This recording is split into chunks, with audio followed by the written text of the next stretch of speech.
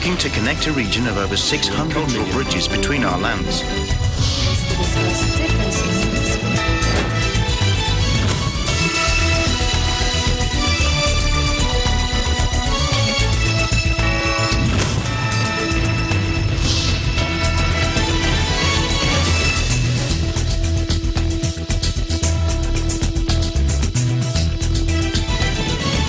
Hello and welcome. You're watching ASEAN in Focus. We're coming to you live from Manila and Vietnam. Hello, Eliana. Hello, Alma. Good afternoon. I'm Eliana Faith Sebastian from EBC Vietnam Bureau, giving you the news in the dynamic ASEAN region. On today's headlines. Myanmar's military opened fire on protesting healthcare workers on Thursday, killing at least one bystander as the demonstrators fled for safety to a nearby mosque. And later, we are joined live by Dr. Kaloy Tabunda, Director of the International Relations in the New Era University, and ASEAN in Focus resource person and co-host. Cambodia imposes lockdown in the capital to curb coronavirus spread. Filipino and American troops will be conducting a simulated close and support or SIMCAS exercise at the Colonel Ernesto Ravina Air Base or Serra Capas Tarlac on April 20. President Duterte has issued an executive order lifting the 9-year moratorium on mineral agreements to spur economic growth and support projects and programs of the government.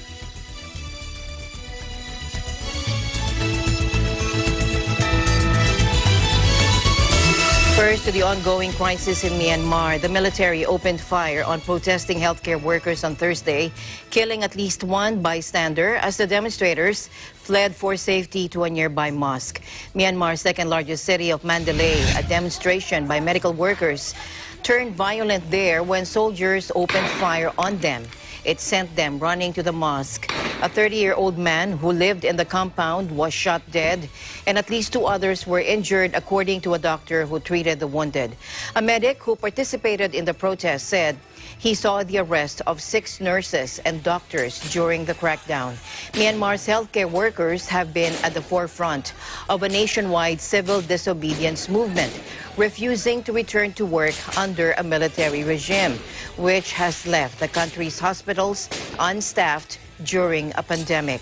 Civil servants from other sectors have followed suit, bringing the operation of the country's banks, schools, railway operations, and businesses to a halt. The junta has tried to force people back to work.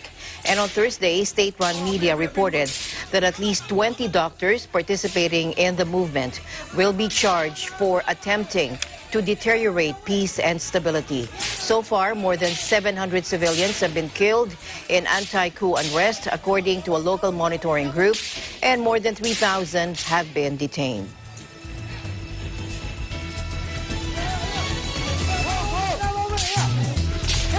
And as we can see there, mass protests have been taking place across Myanmar since the military seized control on February 1. On April 8, the peoples of Southeast Asia have gathered together as individuals and as representatives of civil society in order to give voice on the military coup and political crisis in Myanmar, and on the suffering and the deaths inflicted on the people of Myanmar in a conference dubbed Southeast Asian People-to-People Region Hall on the crisis in Myanmar. Among those who attended the conference is ASEAN in Focus resident resource person and New Era University School of International Relations Dean and Director. Joining us live is Dr. Kaloy Tabunda. Welcome back to the program, Dr. Kaloy.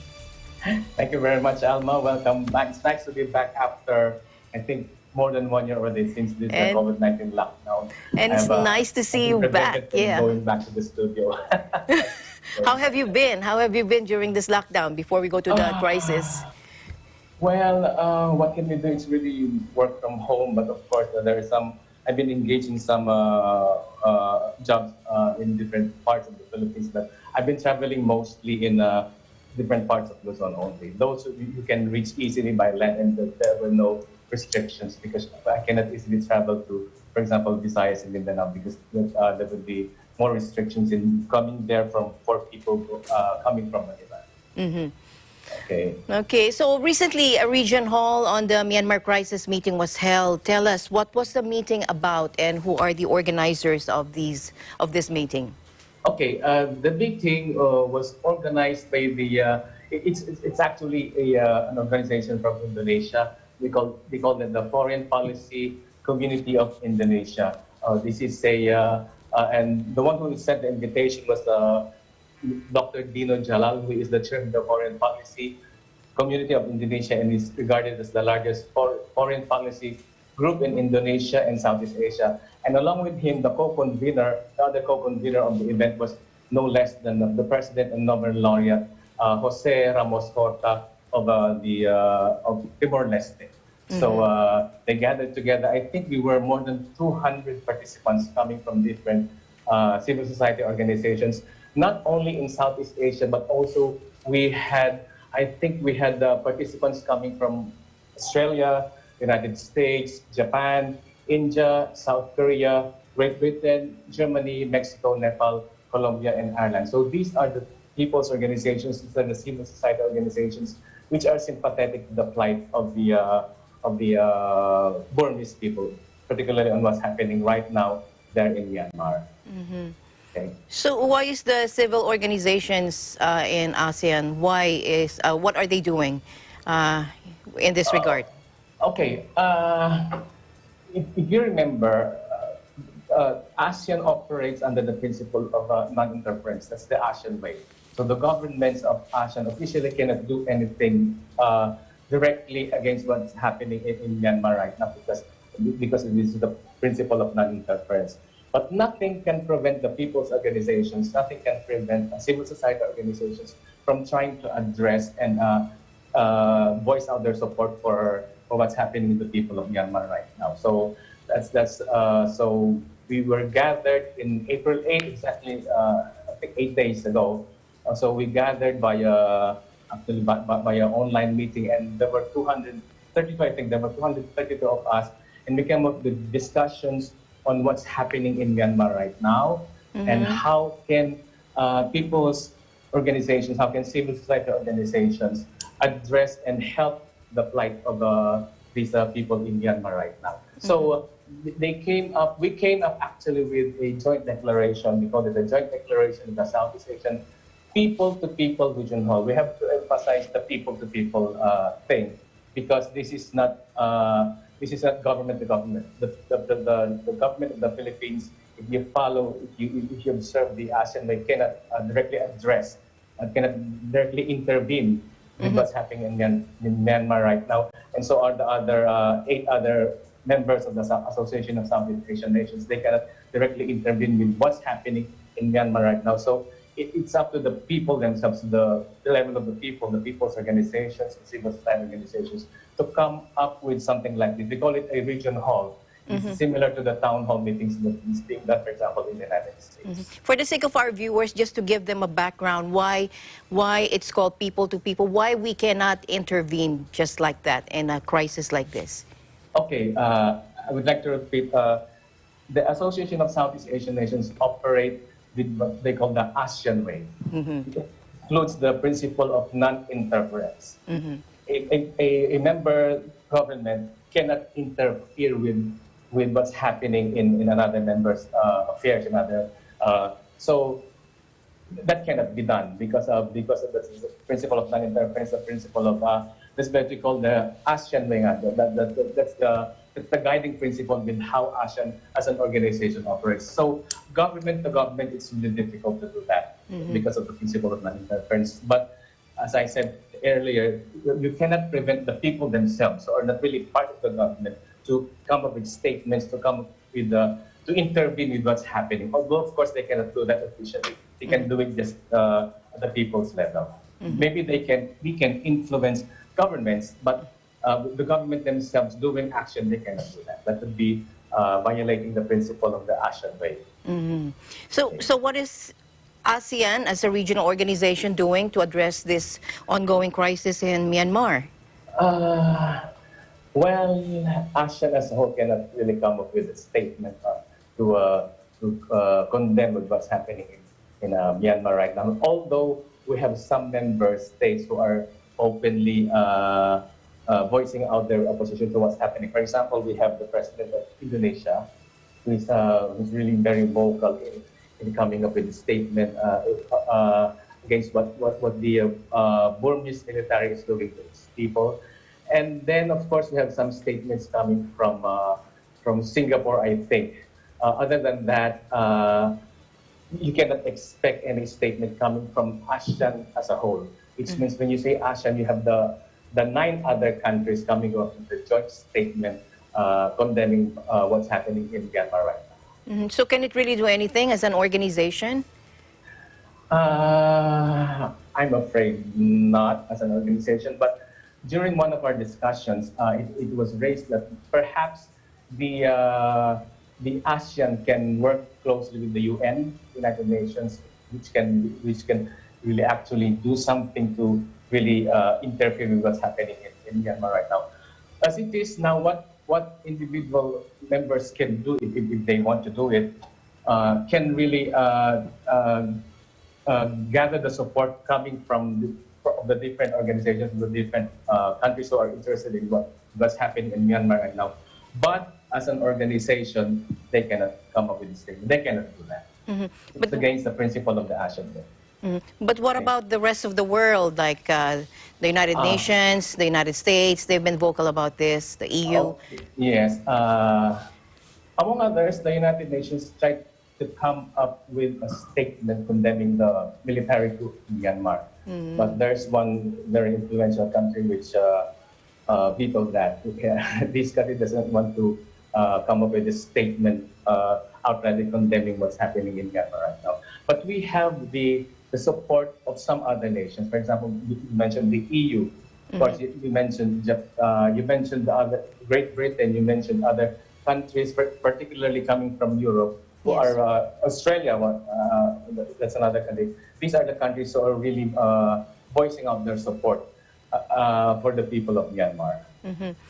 So what are the agreements or points raised in the statement during the regional hall meeting? Okay, we came up with a joint declaration on the Southeast Asian people-to-people region hall in the crisis in Myanmar. So we adopted this in April 8 last week. This is a 27 sentences. I would just like to read some of the more important statements.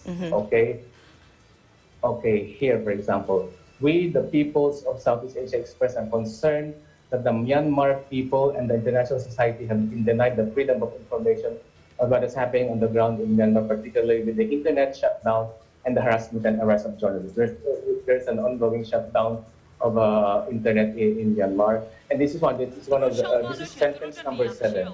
We strongly condemn the coup d'etat that took place in Myanmar in the early hours of February 1. In which the country's military establishment, it's called the Kathmandu, seized power and arrested and detained duly elected high officials of the country, including State Councillor Daw Aung Suu Kyi, the universally recognized duly elected and legitimate head of the government of Myanmar, and the duly elected President Win Myint. So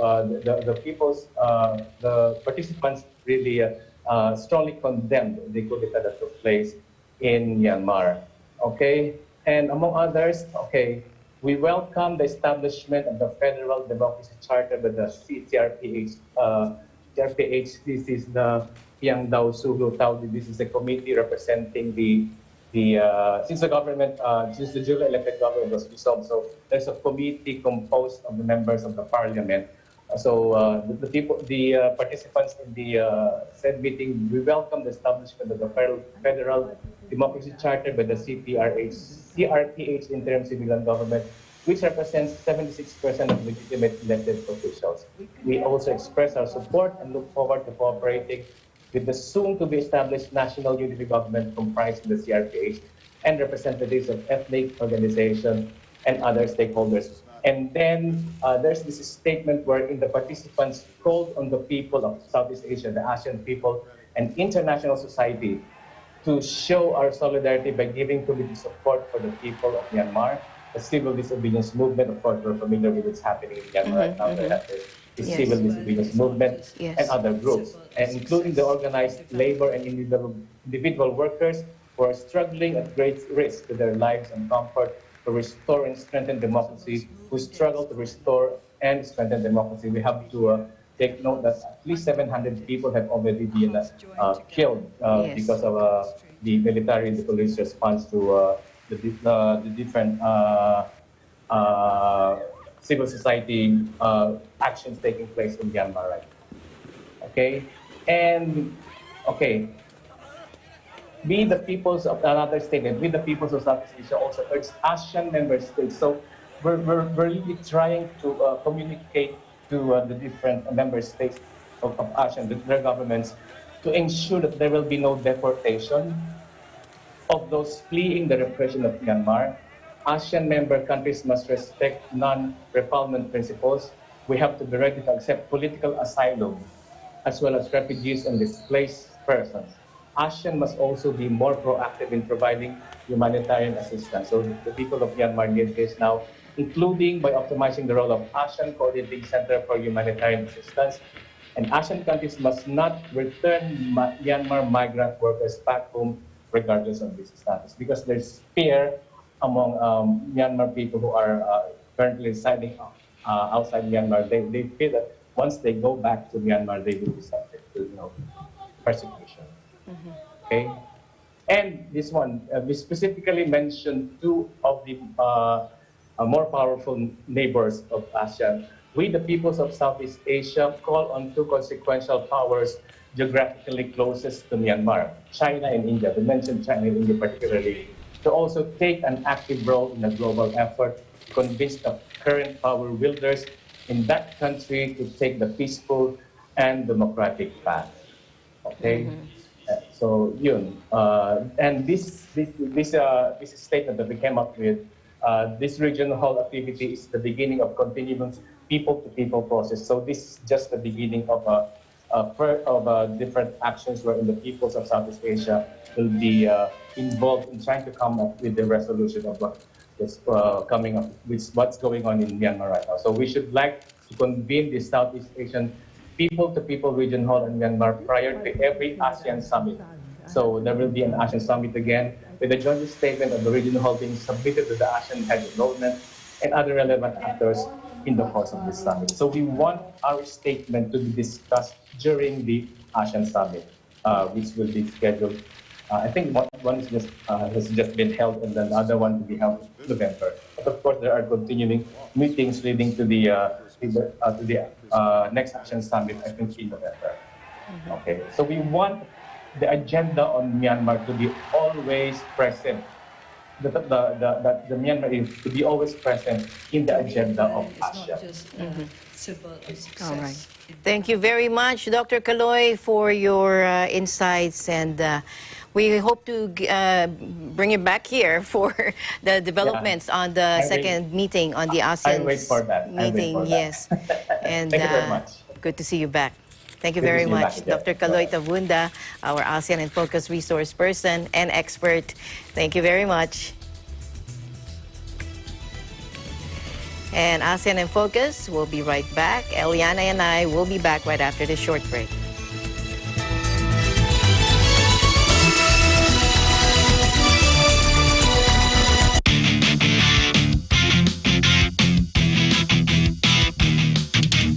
Apat na contenders muli ang sasabak sa hamon ng dance floor as they battle it out ngayong weekly qualifiers.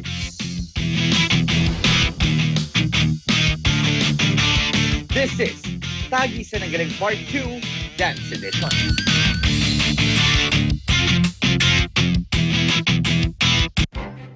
Events happen around us all the time, in our community, in our country, around the world. Events that affect people, move communities, or simply inspire us. Interesting events that people need to know. In these interesting times, we continue to be a competent partner in delivering news about these events. Fast, accurate, balanced. Eagle News, because we live in interesting times.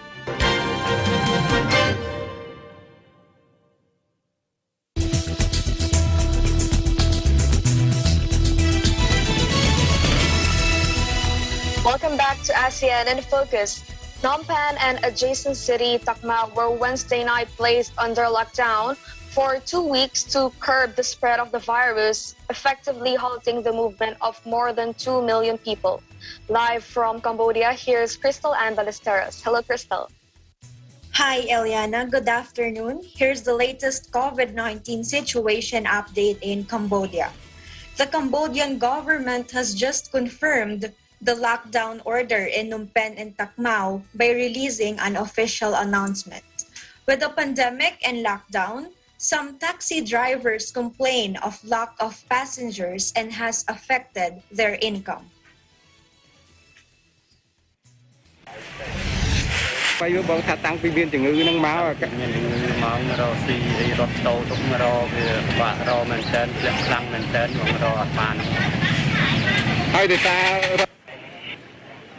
According to the government statement, for a period of 2 weeks from April 15 to April 28, people in the selected areas shall be forbidden from leaving their home unless it is necessary to do so.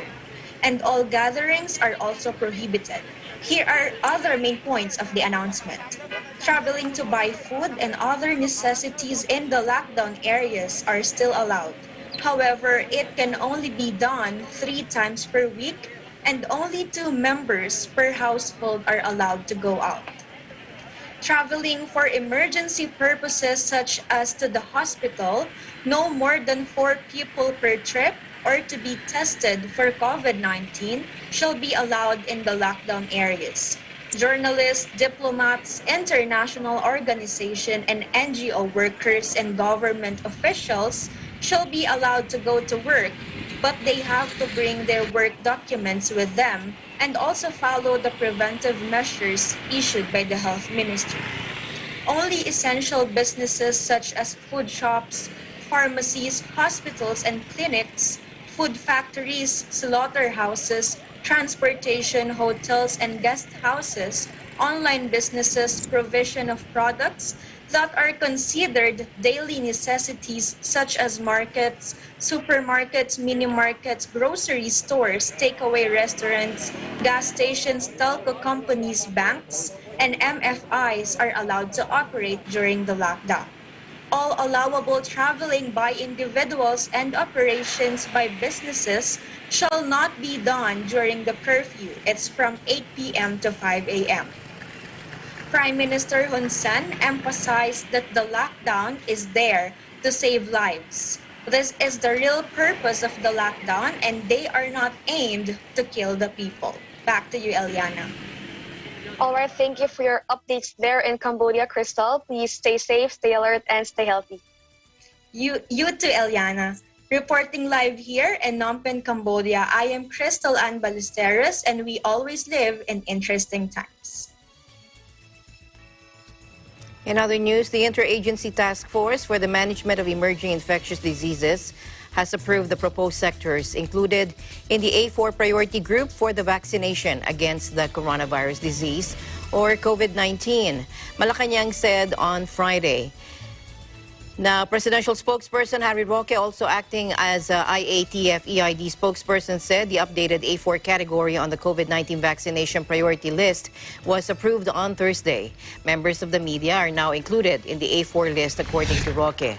Overseas Filipino workers were also elevated from the B5 category to the A4 level. The sectors belonging to the A group or the A4 group are commuter, transport, land, air, and sea, including logistics, public and private wet and dry market vendors, frontline workers in grocery, supermarkets, delivery services, workers in manufacturing for food, beverage, medical, and pharmaceutical products, frontline workers in food retail, including food service, delivery, frontline workers in private and government, financial services, frontline workers in hotels and accommodation establishments, priests, rabbis, imams, and other religious leaders, security guards, personnel assigned in offices, agencies, and organizations identified in the list of priority industry sectors, frontline workers in private and government news, media, customer-facing personnel of telecoms, cable, and internet service providers, electricity distribution and water distribution utilities,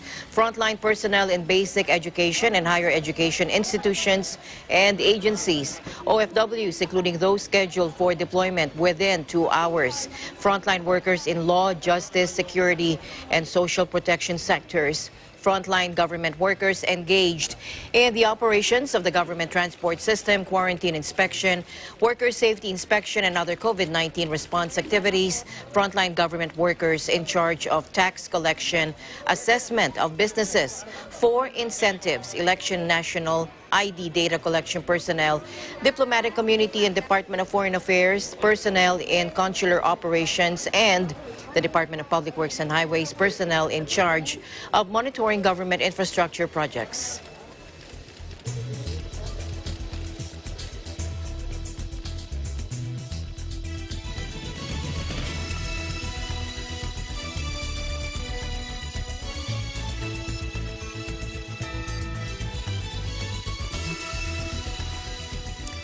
Meanwhile, let's go to Malaysia, where the country is pretty confident of reaching its economic growth forecast of between 6 and 7.5%. Joining us live is Alfred Balmes from our EBC Kuala Lumpur, Malaysia Bureau. Hello, Alfred. Hi, Alma. Good afternoon. Good afternoon. Minister in the Prime Minister Department, Datuk Seri Mustafa Mohamad, in an interview published in local online newspaper here, said the government is confident that the country economic growth forecast of between 6.0 and 7.5% targeted for this year can be achieved if the COVID-19 situation takes a turn for the better. Adding, there are positive signs showing that the country's economic was heading towards recovery. The rising exports and declining unemployment in February, industrial indices development, and increasing commodity prices, particularly in oil palm and world oil prices, are some of these positive signs. However, with COVID-19 still increasing and the country's current financial constraint, Mustafa admitted that it was an uphill task in planning budget 2022, but said the government was focusing on projects that would have big impact on the people. Mustafa added the government is considering all applications for next year development allocation for all states, ministries, and related agencies. He also said that once the discussions are finalized in August, the outcome will be scrutinized by the Ministry of Finance for further action. Mustafa highlighted the government is aware of the financial constraint as some resources need to be channeled to address COVID-19 and pointed out the need to be prudent in spending to protect the well-being of the people. Back to you, Alma. All right. Thank you very much. That's good news. And hoping you will reach that forecast. And so does other countries and the other parts of the world. Thank you very much, Alfred. Stay safe. Have a great weekend. Likewise. Reporting from Kuala Lumpur, Malaysia, this is Alfred Balmes. We live in interesting times. Filipino and American troops will be conducting a simulated close air support exercise at the Colonel Ernesto Ravina Air Base in Capas Tarlac on April 20. In a message to reporters Thursday, Marine Major General Edgar Arevalo, Armed Forces of the Philippines spokesperson and Balikatan 2021 exercise director, said the exercise will simulate the need to employ air capability while observing the procedures involved during a call for fire. CERAB is formerly known as the Tarlac Military Testing Ground. Marine Major General Edgar Arevalo added that Balikatan is done annually except in 2020 to ensure interoperability in terms of command, control, computers, communications, intelligence, surveillance, reconnaissance, and subject matter expert exchanges. The 36th Balikatan exercise kicked off April 12 and will conclude on April 23. It is an annual military training event that highlights the Philippines and United States military's continued commitment to train and share information to improve their ability to coordinate a multilateral response to a crisis.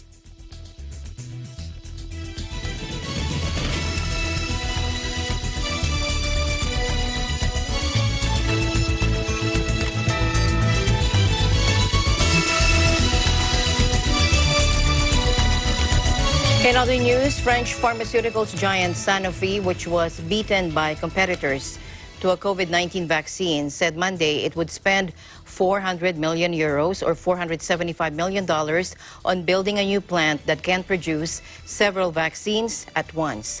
The high-tech factory will be located in Singapore and will be operational in the first quarter of 2026, the company said, adding that construction would start this summer.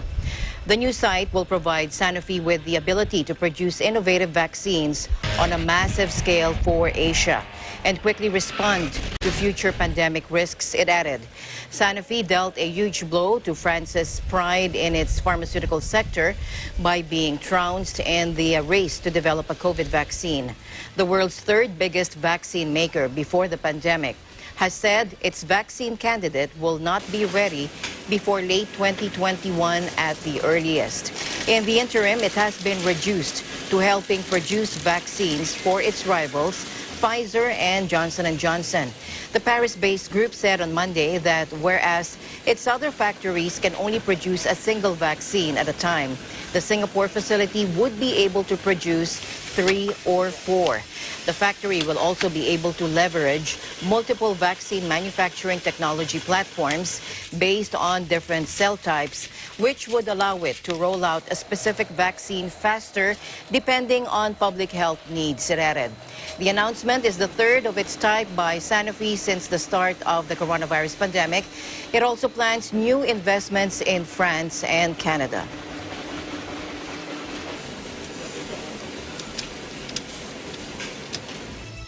A UN rights expert has urged Laos to free 3 activists serving long prison sentences for criticizing the country's authoritarian communist government.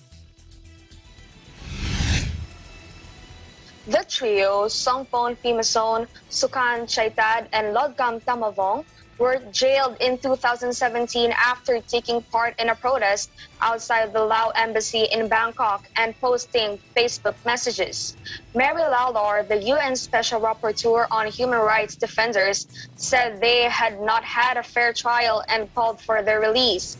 Reports at the time indicated that Songpon and Sukan were given sentences of 20 and 18 years respectively, while Lodgam was jailed for 12 years.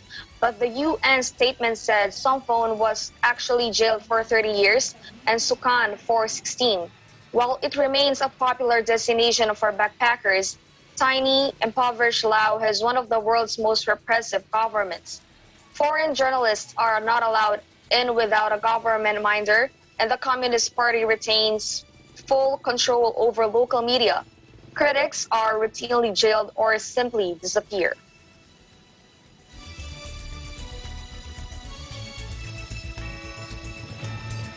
In other news, hospitals in the Philippine capital Manila are struggling to handle the growing number of coronavirus cases, with many facilities reaching its capacity limit and patients being turned away. Let's listen in. It was just heartbreaking because even if we went to all these hospitals that said, again, had all these writings on them, and that, people were telling us that they couldn't accommodate them, there were still people there. There were still people just begging to go inside. Or to be admitted, to be cared for. And, eventually we became one of those people as well. We didn't anticipate that it was this bad. And the more hospitals we called and went to, the more the panic settled in, the more the feeling of helplessness settled in. Me and my family, we've moved on, or are trying to move on, so we don't really entertain these thoughts anymore. But, maybe if we had a clear plan of action, maybe if we knew that hospitals were a bust, that we could have just relied on ourselves more rather than spend all that time, 5 hours, looking for a hospital to no avail really. Last week, ang worst scenario ko, no? Ang worst scenario ko, ang sabi ko nga kanina, 400 beds ang ward, 100 beds yung ICU, no? What happened was, nanghiram ako ng bed sa ICU na 50 beds. So, anong nangyari? 450 beds sa ward. Full yun. And then, 50 beds na lang sa ICU. Yun ang... In Dr. Jose Rodriguez Memorial Hospital, all non-COVID operations are suspended to focus on treating moderate to severe COVID cases. About 370 out of 400 beds in COVID wards are currently occupied, which was at full capacity last week. In a video taken by a nurse inside this hospital through AFP request, nurses were seen in protective gear catering to COVID-19 patients. Some of them are in critical condition. Modular tents are set up and additional healthcare workers are deployed in major hospitals to augment the health facilities in Manila, which was put under lockdown to stem the contagion. Lilan Ustare, an anesthesiologist at St. Luke's Medical Center, also said that some patients there were spending days in the emergency room waiting for an intensive care bed. Jaime Almora, meanwhile, president of the Philippine Hospital Association, said the problem in hospitals was a lack of health workers and not beds. Some nurses have resigned out of fear of catching the virus or gone abroad to work in hospitals where the risks were the same but the pay higher.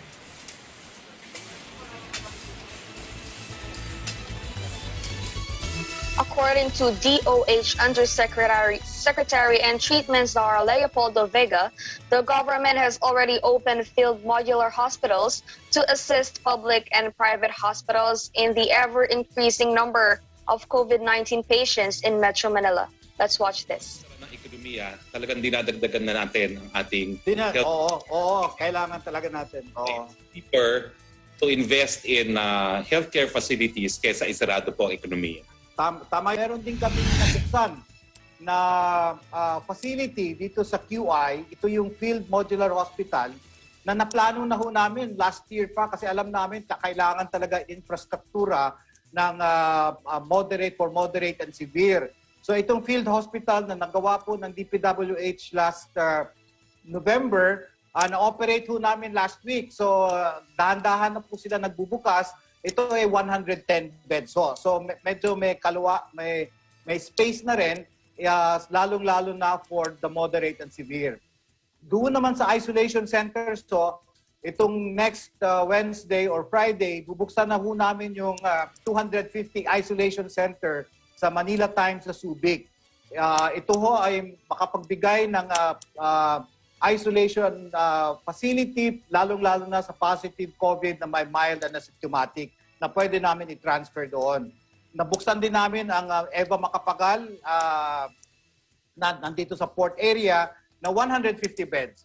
At saka po ang yung sa National Government Activity or Administration Center sa New Clark City, ito may merong 170 residences na bubuksan din namin by next week.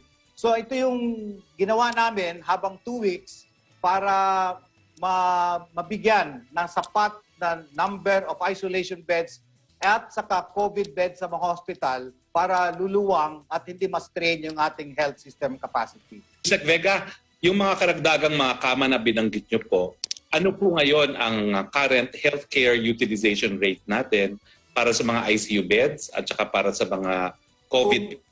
Kung bubuksan po natin yan, Secretary, lahat ng 142, ang ballpark figure namin sa HUR, mga bababaho na mga 75 to 77%.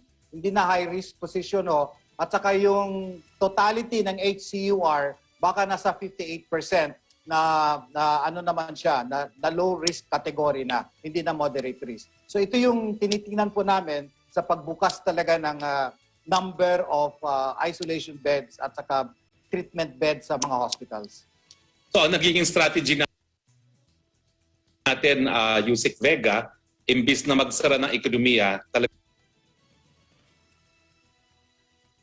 dinadagdagan na natin ang ating Oo, kailangan talaga natin. Oo. Cheaper to invest in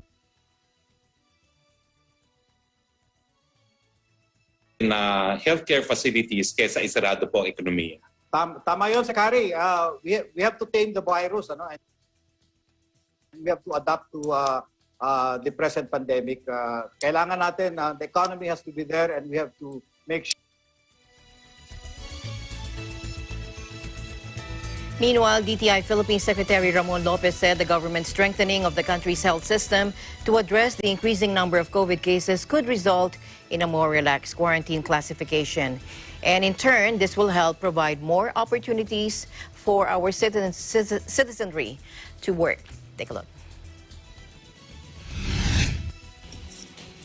Siguro ho sa depende ho sa dating ng data, pag maganda na ho talaga yung improvement at malaki ho ang ating nagkaroon na tayo ng surplus pagdating sa mga ICU rooms, yung mga hospital beds, ay yun po yung napaka-importante para ho talagang masabi natin na makabalik tayo sa GCQ.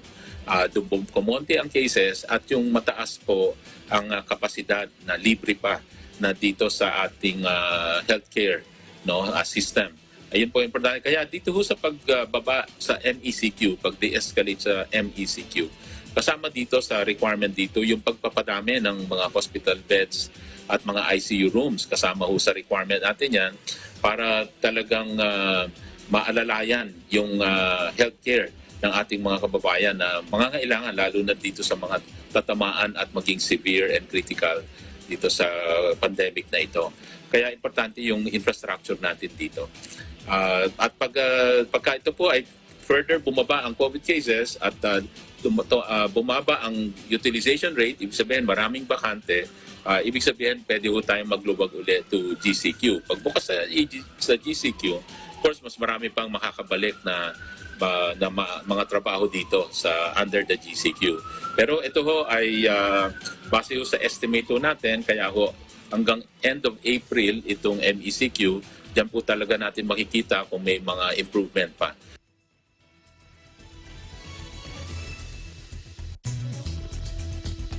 Ensuring equitable access to COVID-19 vaccines is more critical than ever to address the evolving pandemic. If some parts of the world eliminate the virus while it spreads widely in other areas, we all run the risk of stronger strains evolving. We're only safe when everyone is safe. Here's a video from the World Health Organization.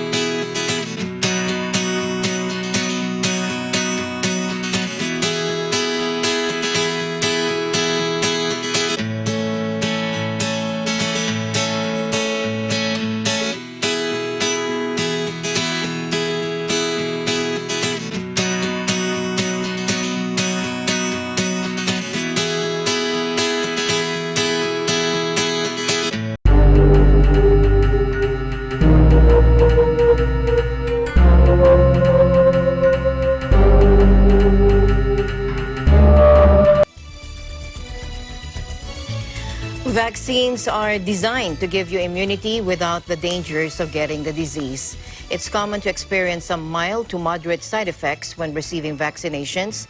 This is because your immune system instructs your body to increase blood flow so more immune cells can circulate.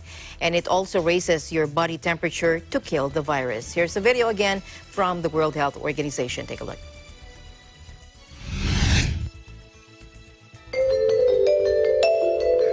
When a virus enters the body fights back. Common symptoms, like a fever or chills, are the result of our immune system attacking the virus by increasing blood flow and raising our temperature. Vaccines are designed to activate the immune system in the same way, but without making us sick. While it's normal to build immunity without side effects, it's also normal for some people to experience mild to moderate symptoms after being vaccinated, like pain at the injection site, fever, and chills. These side effects usually last a few days and go away on their own. Vaccines help protect us against disease, and feeling mild or moderate side effects after receiving one is a sign that the vaccine and our immune system is working.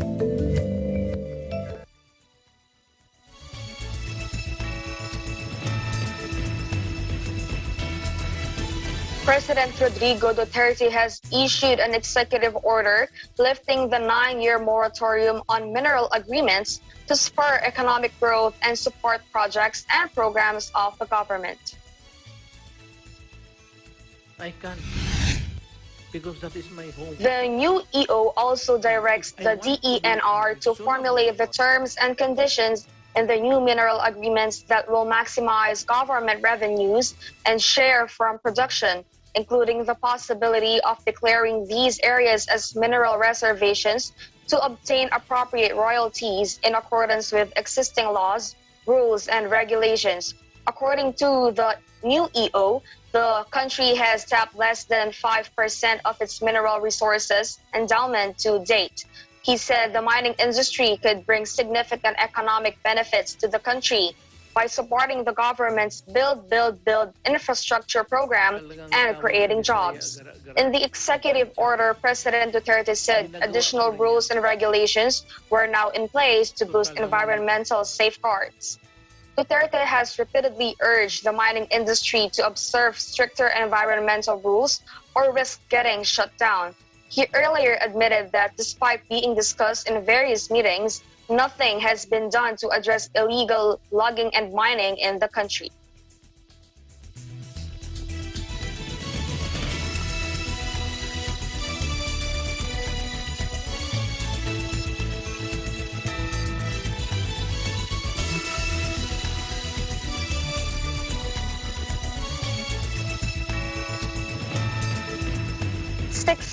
Vietnamese traditional ao dai dresses with designs inspired by cultures from around the world are showcased at a fashion show in Hanoi's centuries-old Temple of Literature.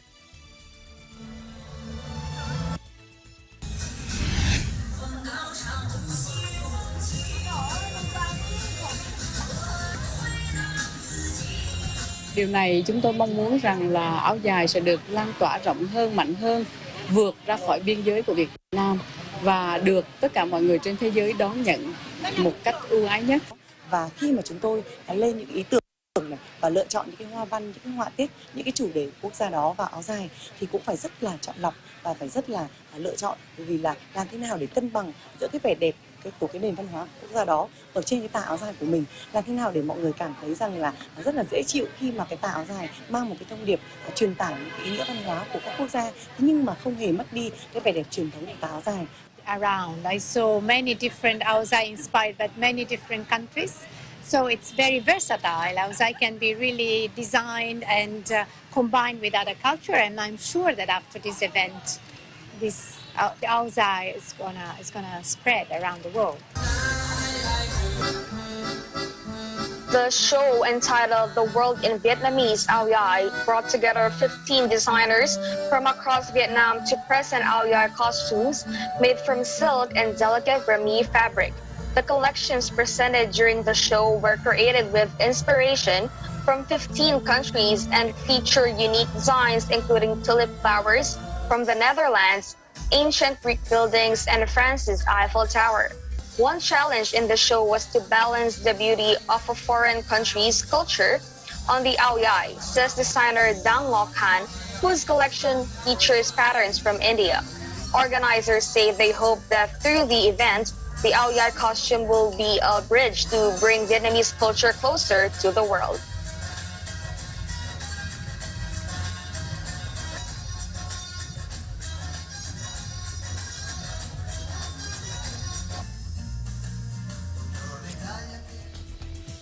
Thank you, Eliana, for keeping me company today. You have a safe weekend. Thank you so much, Alma. And that is the latest news in the Southeast Asian nations. Stay updated about the ASEAN region. I'm Eliana Faith Sebastian from EBC Vietnam Bureau, and we live in interesting times. We'll see you back next week. I'm Alma Angeles. We live in interesting times.